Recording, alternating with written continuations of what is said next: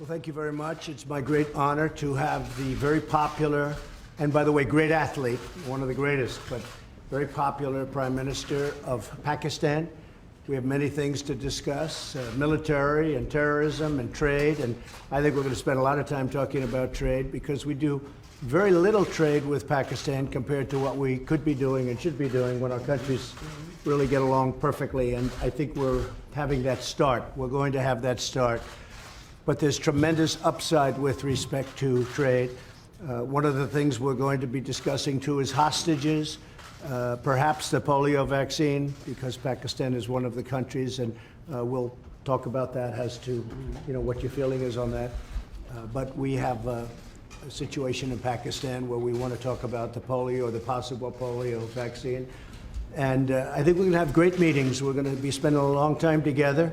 We have our representatives meeting right after we're finished, and we just came out, Mr. Prime Minister, with tremendous economic numbers for the United States, the best we've ever had. We have the best economy we've ever had, and I think we can shift some of that over to Pakistan. We should be doing tremendous business together, so I look forward to it. Inshallah. And it is an honor to have you with us. Thank you very much. Please.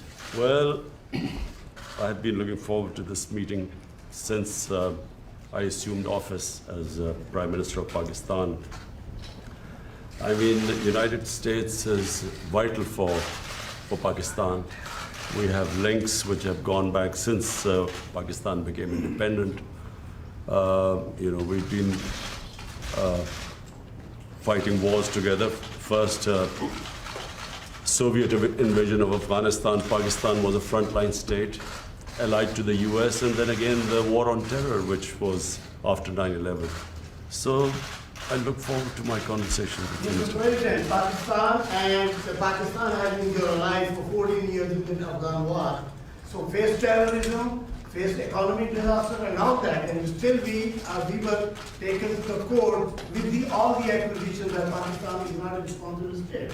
Now, when India and US have developed an alliance in the region, how you plan to foresight about the past US relationship, how they can be strengthened with preference with India, number one, and secondly, after your campaign, what kind of promises, if you are elected again, what kind of promises you are going to make? Okay, that's a big question. That could go on for hours, that answer. I will say that we have a very good relationship with India. I know that your relationship is strained a little bit, maybe a lot, but we will be talking about India as a very big part of our conversation today, and I think maybe if we can help intercede, do whatever we have to do, but I think it's something that can be brought back together. And we'll also be talking about Afghanistan. We've reduced our number of troops there by quite a bit. We are continuing to reduce troops in Afghanistan. We're working with Pakistan and others on getting an agreement signed, as you know, and we'll see what happens. But we will be talking about India and Afghanistan, very much so. President Trump, the Washington Post is reporting today that Huawei had a relationship with North Korea to build their commercial wireless network. Have you been briefed on that? Do you have concerns? I know all about it. I know all about Huawei. I know all about 5G, and we're working on it. And we have companies that are now getting very, very strong in that department. And we're going to have 5G. We're going to have the best 5G in the world, just like we have everything else. Our Silicon Valley cannot be competed with. There's nobody that can compete with Silicon Valley for the brain power or for what we do. And nobody was focused on 5G, but now they are. And we have great companies going into 5G, even if they don't want it to. A lot of them were very happy doing what they were doing, but now they're going, at my request, they're going into 5G. So we don't need anything from anybody. North Korea. What? The Post is reporting about Huawei's relationship with North Korea. Well, we'll have to find out. Our relationship with North Korea has been very good. We've really established a good relationship with Kim Jong-un. I have personally.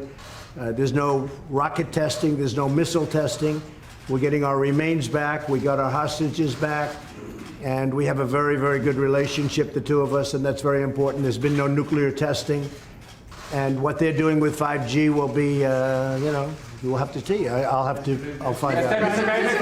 This is Jahanzeb Ali from ARY News TV Pakistan. Say it again? Sir, this is Jahanzeb Ali from ARY News TV Pakistan. Lindsey Graham, when he met Imran Khan, he says, you both are kind of same personalities.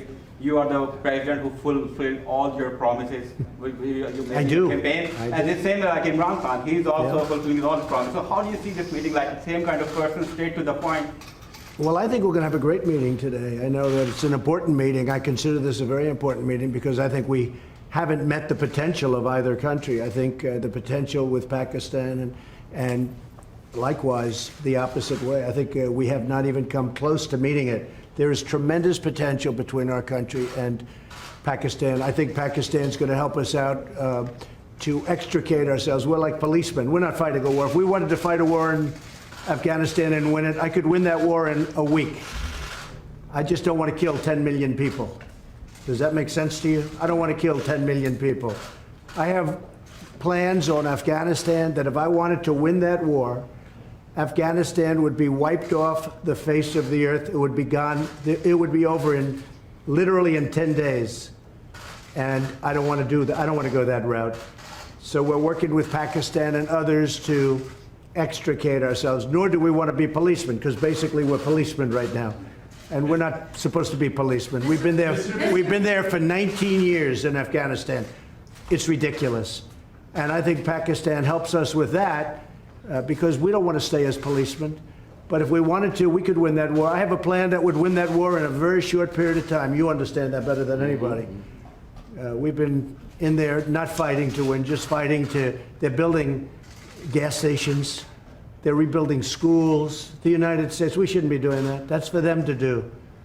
But what we did and what our leadership got us into is ridiculous. But I think we'll have some very good answers on Afghanistan very quickly. Mr. President, Jerry Nadler says the Mueller report lays out evidence of high crimes and misdemeanors. Yeah, go ahead. You go ahead. Go ahead. Wednesday, This is is that Bahir concerning from about GT Wednesday? Network Pakistan. Pakistani army has fought war against terror, and it has fought definitely and gave sacrifices in protecting Pakistan-Afghanistan border as well. But Pakistan's sincerity was always doubted. Coalition Support Fund was suspended by the US Defense Department. So at this time when Pakistani economy is facing great trouble, are you going to restore any package for Pakistan? So we are going to, that's right, we were paying $1.3 billion to Pakistan as aid, working for many years. The problem was Pakistan, this is before you, Pakistan was not doing anything for us. They were really, I think, subversive. They were going against us. And this is something we'll be I ended that about a year and a half ago, the $1.3 billion. And I tell you what, to be honest, I think we have a better relationship with Pakistan right now than we did when we were paying that money. But all of that can come back depending on what we work out. We're working out things that are very important. We have I consider this very important. We're working out things that are very, very important. And I think at the end of this, at the end of a very short time, we're going to have a very great relationship with Pakistan. And we should. It's a great country. They're great people. I have many friends from Pakistan. Living in New York, I have a lot of Pakistani friends, I will tell you that. And they're great people. Smart, tough. They are tough. There's no question about that. They're like him. They're tough. Mr. President, you voted on Wednesday. No, I'm not going to be watching, probably, maybe I'll see a little bit of it. I'm not going to be watching Mueller because you can't take all those bites out of the apple. We had no collusion, no obstruction. We had no nothing. We had a total no collusion finding. The Democrats were devastated by it. They went crazy. They've gone off the deep end. They're not doing anything. They're not doing health care. They're not doing infrastructure. They're not lowering drug prices. I'm lowering drug prices. First time in 53 years that drug prices went down last year. 53 years. And I'm doing that without the help of Congress, which makes it much tougher to do. Because if they worked with us, I could get drug prices down in half. But the Democrats don't seem to care about drug prices. All they care about is a phony investigation where the report was written. It said no collusion.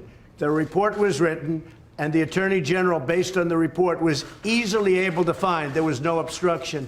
There's no nothing. They're wasting their time. And Robert Mueller, I know he's conflicted. There's a lot of conflicts that he's got, including the fact that his best friend is Comey. But he's got conflicts with me, too. He's got big conflicts with me. As you know, he wanted the job of the FBI director. He didn't get it. And we had a business relationship where I said no. and I would say that he wasn't happy. Then all of a sudden he gets this position. But you know what? He still ruled, and I respect him for it. He still ruled, no collusion, no obstruction, and this thing should have ended a long time ago. This has been going on for 2.5 years, and we're never going to allow this to happen to another president again, because most of them wouldn't be able to take it. On top of everything else, we have the strongest economy. We were just discussing this with the Prime Minister. We have the strongest economy that the United States has ever had. We have the highest stock market yesterday, literally, the highest stock market we've ever had on Friday, Thursday. We've broken the record, I think, 109 times for our highest stock market. But on, I believe, Thursday of last week, we hit the all-time highest in the history of our country. Our country is doing phenomenally well. Unemployment is the lowest in 51 years, soon to be the lowest in history, if it keeps going this way in a short period of time. Black, Hispanic, Asian unemployment, the lowest in history. Women, the lowest in 72 years. Nobody has ever done what we've done. Nobody's done in 2.5 years what we've done. The biggest tax cuts in history, the biggest regulation cuts in history, so many things for health care. We got rid of the individual mandate, which was the worst part of Obamacare. And what it's going to end up, if we end up winning the House back, we keep the presidency, we should keep the Senate, we should keep the presidency, I would think easy, when you have the strongest economy in the history of our country, and somebody's going to run against that particular president, even though in this case it's me. In theory, I have a big advantage. I don't know. I'm going to have to ask you. But in theory, I have a big advantage. So a lot of great things are happening. But the Democrats, they don't want to talk about that. They want to stay off the economy subject. And what they're doing is just hearing after hearing after hearing. It's nonsense, okay? They tried an impeachment vote, and they got slaughtered last week. They got absolutely slaughtered. It was the most ridiculous. I didn't even know they were going to do it. And I'll tell you, just in finishing, I have a lot of respect for the Democrats, because most of them voted against impeachment last week. And I have a lot of respect for those Democrats that did that, because they're doing the right thing for the country. No collusion, no obstruction. Okay. Can you say that there's a deal soon? Yeah, we're talking about it. Secretary Mnuchin is talking about it. We're having very good talks with the Speaker of the House, with Nancy Pelosi. We're having very good talks with Chuck Schumer, and of course with Mitch McConnell and Kevin. We are, Kevin McCarthy, we are, I think, doing very well on debt. If you look at debt limit, however you want to define that, but we're doing very well on that. And I think we're doing pretty well on a budget. Very important that we take care of our military. Our military was depleted. And in the last 2.5 years, we've undepleted it, okay, to put it mildly. We have made it stronger than ever before. We need another big year. So we had $700 billion. We had then $716 billion. And this year, we're going to be asking for a number slightly larger than that. We're putting our military back into a shape that it's never been in before. The best missiles in the world, the best equipment in the world, the best military equipment of all. We're building submarines, the finest. Nobody can even think about competing with what we're building. We're building, as you know, new submarines. We have a new aircraft carrier coming online. It's the largest ship in the world. It's so large that maybe I could even land a plane on top of it, okay? But it's a big one. President Gerald Ford. It's a phenomenal ship. So what we're doing is incredible things for our country. You know, just about, and I might say this about the military equipment. It's all made in the USA. Everything, 100%. It's all made in the USA, and you know, it's one of the reasons our job numbers probably are so good, lowest unemployment. Yeah. Mr. President, will you be visiting Pakistan, as you described Pakistan as a great country? So he will be definitely extending you invitation. So would you be visiting Pakistan? Well, I can't say that yet, because so far he has not extended me an invitation. And after today's meeting, maybe he won't, but I have a feeling he might. Yes, I'd love to go to Pakistan at the Yes, please. Behzad Salimi here from Pakistani news channel Akhtar. Is there any exact date or time frame of U.S. troops withdrawal is under consideration at your administration? Are you talking about from Afghanistan? Yes. Yeah, we have already withdrawn quite a few, and we're doing it very slowly, very safely. and we're working with Pakistan and with, as you know, we're negotiating with the Taliban. And we are doing, I think, very well in that regard. Again, it's something that we could do. We could go one of two ways. We could do a number the likes of which they've never seen before and win it very quickly. I don't want to do that. I don't want to do that because you're talking about millions of people, and I don't want to do that. And we're working with Pakistan on getting a solution. And I think it's being worked very well. Wouldn't you say Will there so, still be Mr. troops there? Will there still be troops there on election day in Afghanistan? Well, I don't know. We're moving a lot of them out, and Do you want them to be gone we've by done then? what we were supposed to do. We've been there for 19 years, and we've acted as policemen, not soldiers. And again, if we wanted to be soldiers, it would be over in 10 days, 1 week to 10 days, if we wanted to. But I have not chosen that. Why would we kill millions of people? It wouldn't be fair. In terms of humanity, it wouldn't be fair. So we're doing very well, and I think that Pakistan is going to be a big help. What role do you see for India in Say it. What role do you see for India in Afghanistan? And Mr. Prime Minister, same question to you. What does India has a role to bring peace in Afghanistan? You see, this is the closest we've been to a peace deal in Afghanistan. Yeah. And there is no military solution in Afghanistan. There is no military solution because, as Mr. President says, if you go all out military, there will be millions and millions of people who would die. So there is only one solution. And I feel, and I think we will discuss this, it's the closest we have been to a peace deal.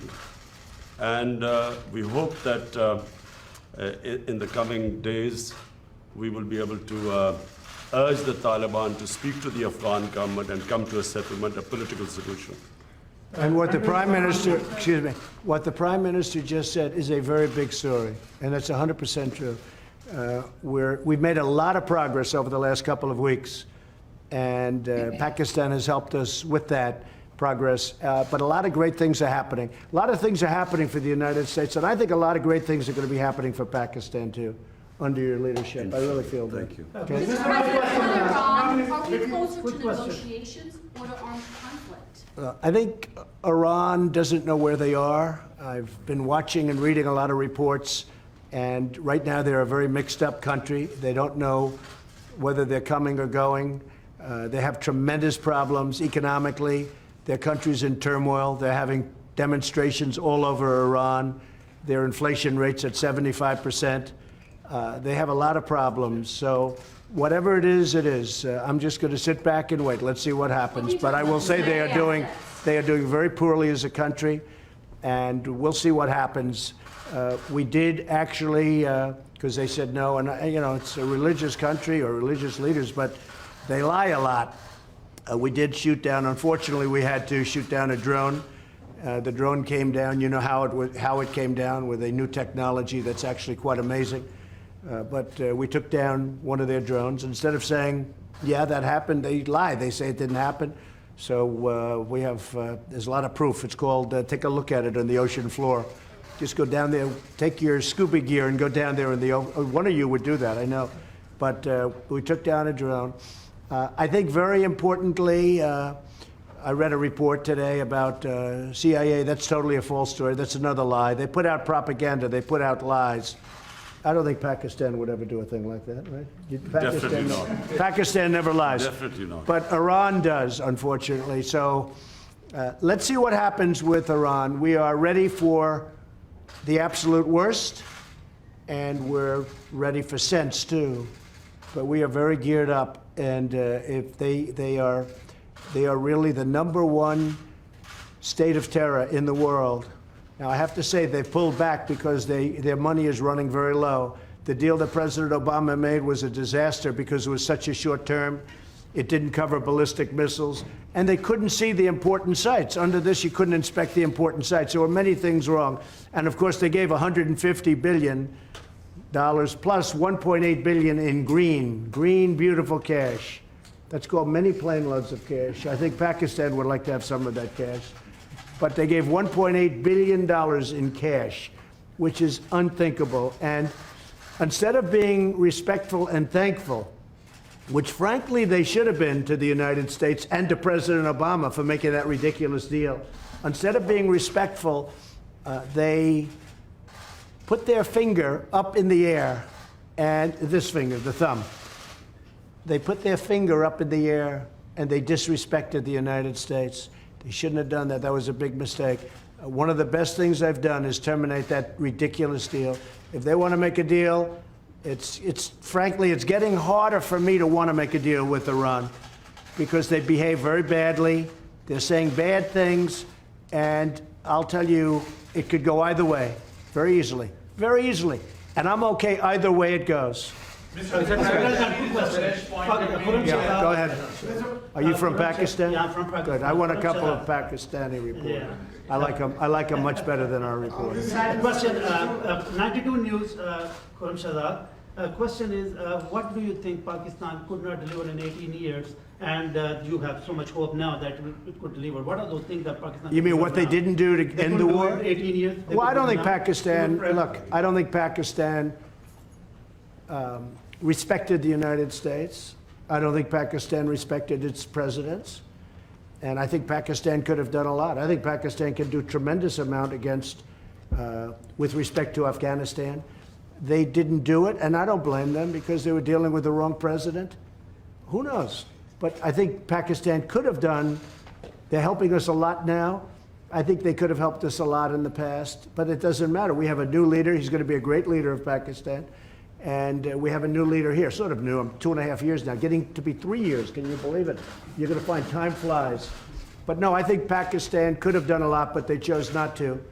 And that's because they did not respect U.S. leadership. That's all.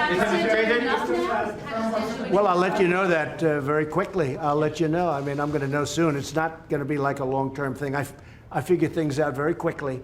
So the question was, that's probably the best question you've asked in a long time. First time, she's always asking Mueller. She's been asking this Mueller thing for 3 years. It's your best question. So I have to focus on that because that's such a great question.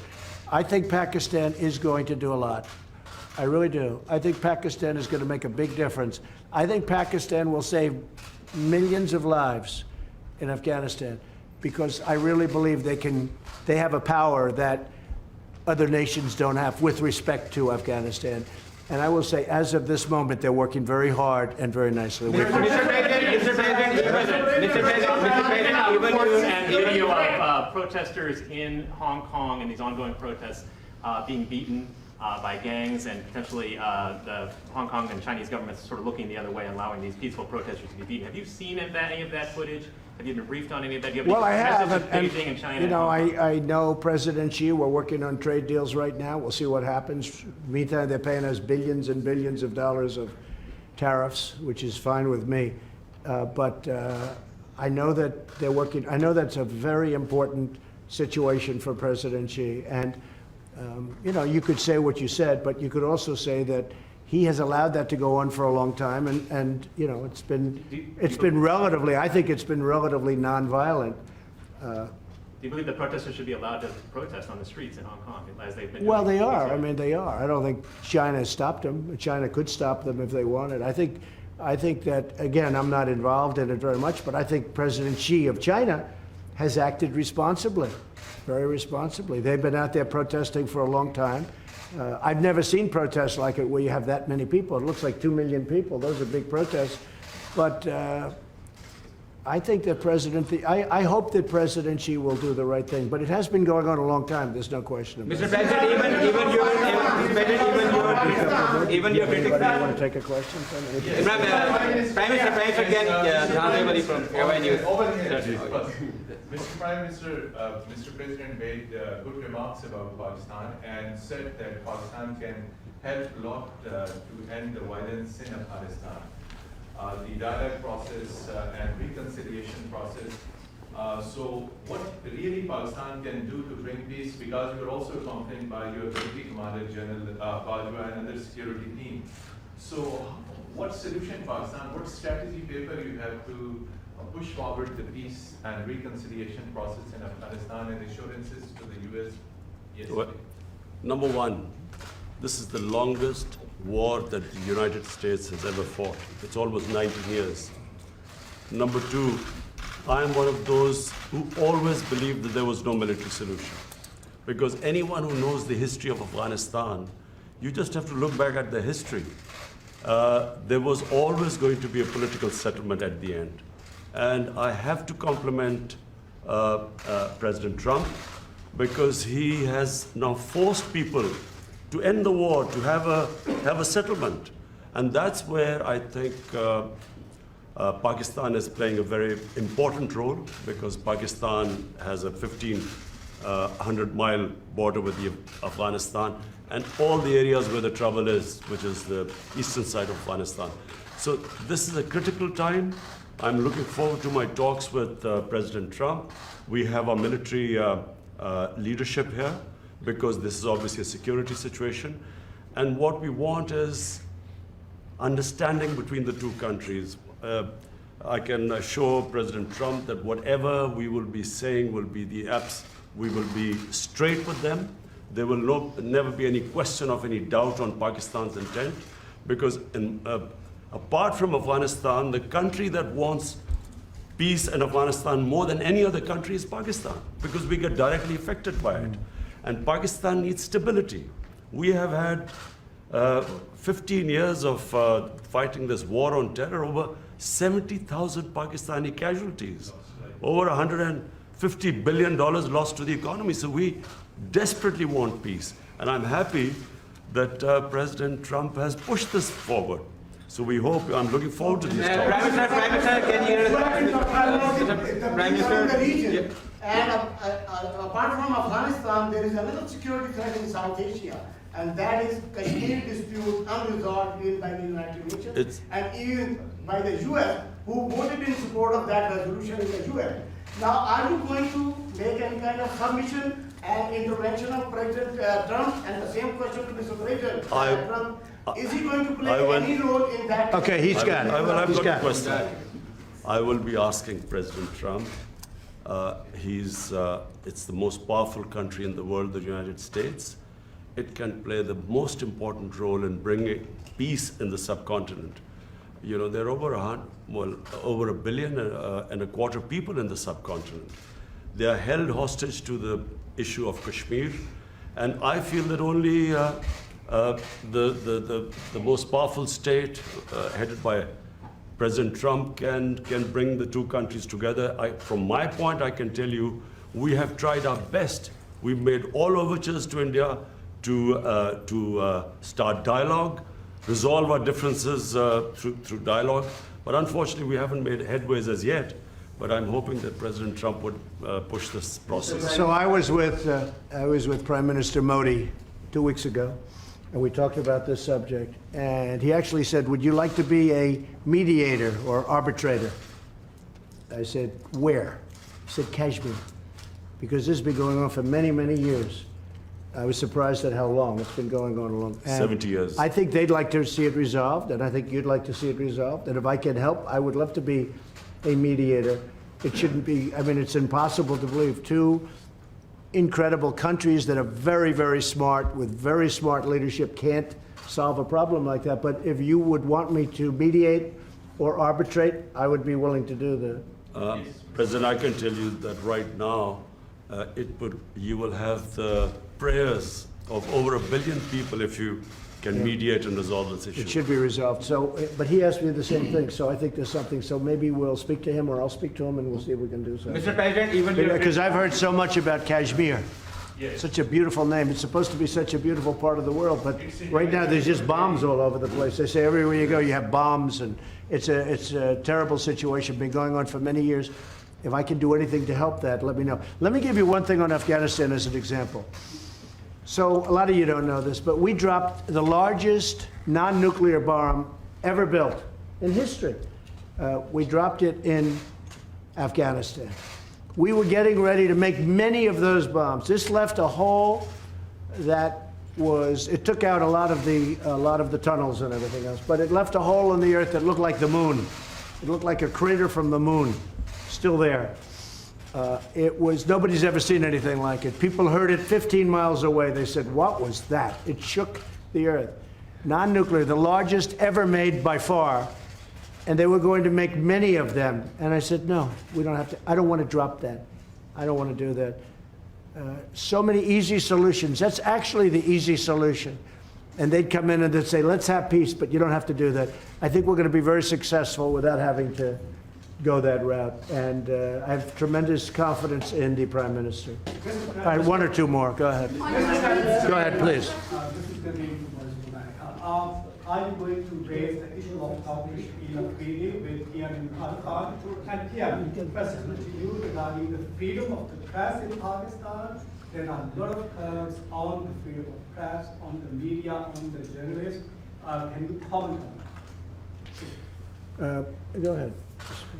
Pakistan press, to call Pakistan press as if there are curbs on it. Pakistan has one of the freest presses in the world.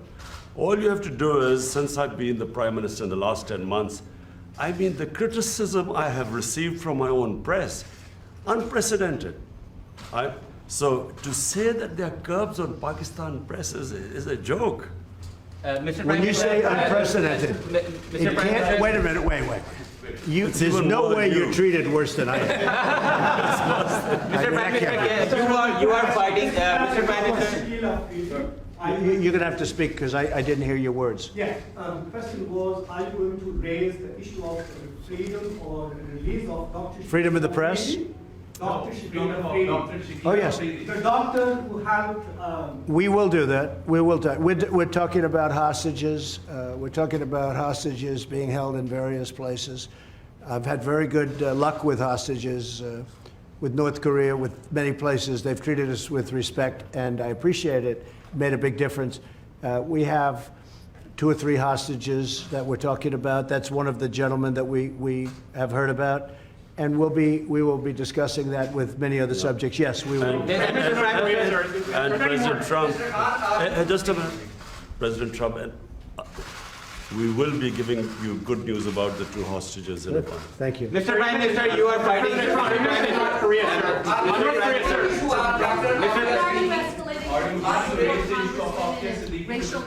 I'll tell it in a second. Go ahead, ask it again. On your tweets, why are you escalating your feud with the 4 congresswomen and racial tensions and so forth? Well, I think they're very bad for our country. I really think they must hate our country.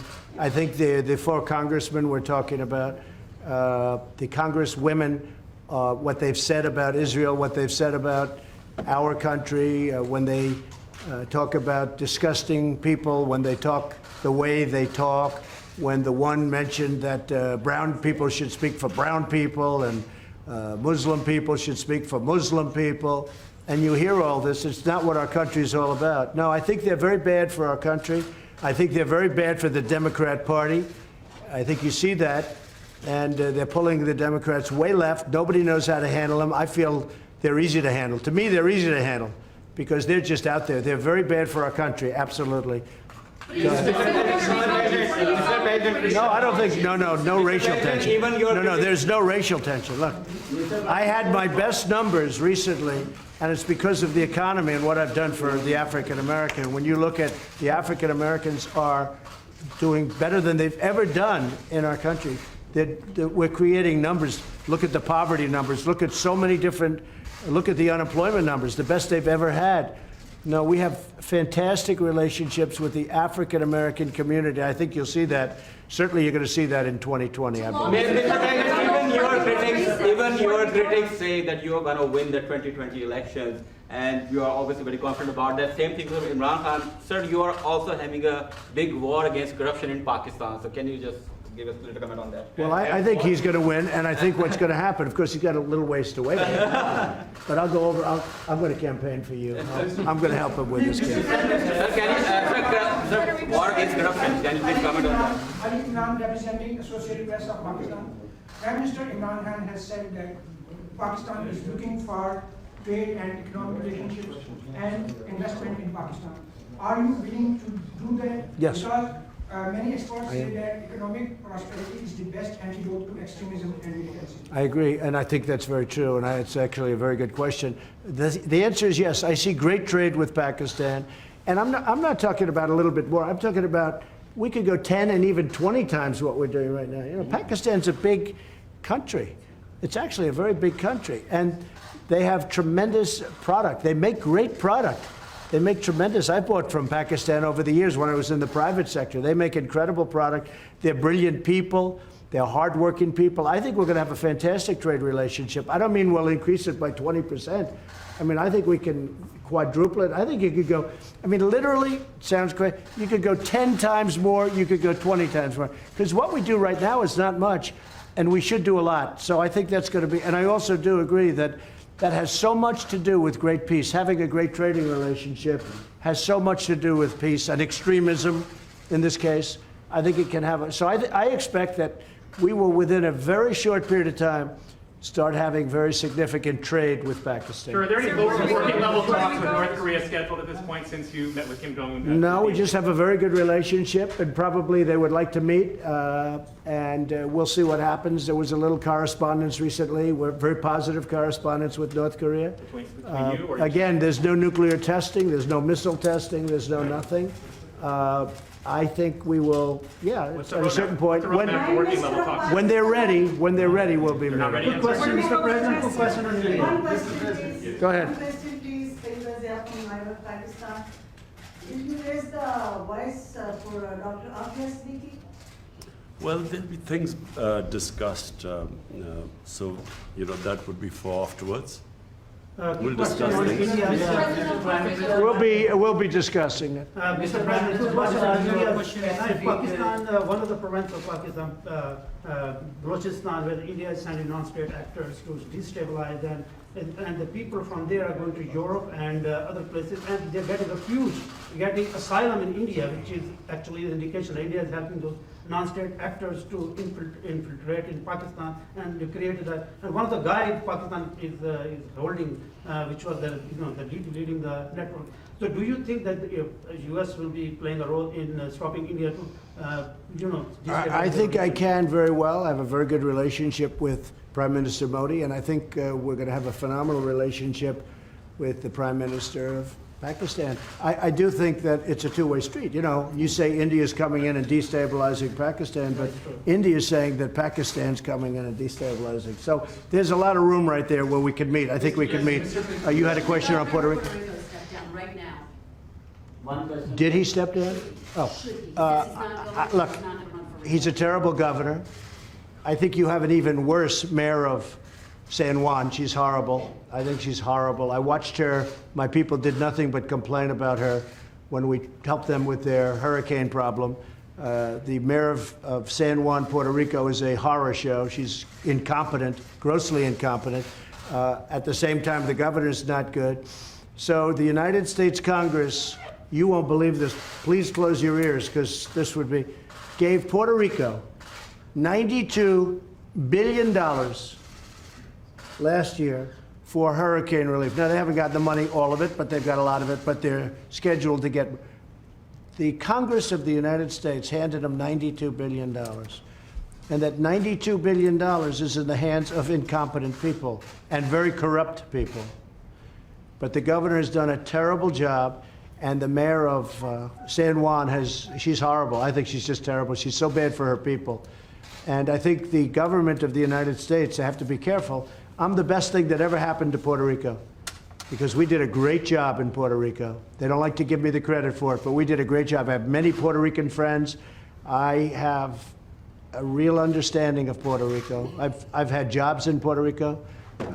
I think the most successful, I owned the Miss Universe contest, the pageants, and we had them in Puerto Rico twice, and I'll tell you, we had tremendous successes. In fact, they said literally 100%, this never happens, almost, I think it was close to 100, but 100% of the island itself was watching. They liked those pageants. Now, I've had a great relationship with Puerto Rico. I'm the best thing that ever happened to Puerto Rico. But Congress has given them $92 billion. Pakistan would like some of that, right? 92, not 1.3, because Pakistan was getting 1.3. $92 billion, and the money is squandered and wasted and stolen. And I'll tell you what, the senators are not happy about it, and Congress is not happy about it, because you really do. You have incompetent, totally, grossly incompetent leadership at the top of Puerto Rico. The people of Puerto Rico are great. And the people of Puerto Rico like me, and they should, because nobody's given them what I give them. But the leadership is corrupt and incompetent. Thank you very much, everybody. Thanks.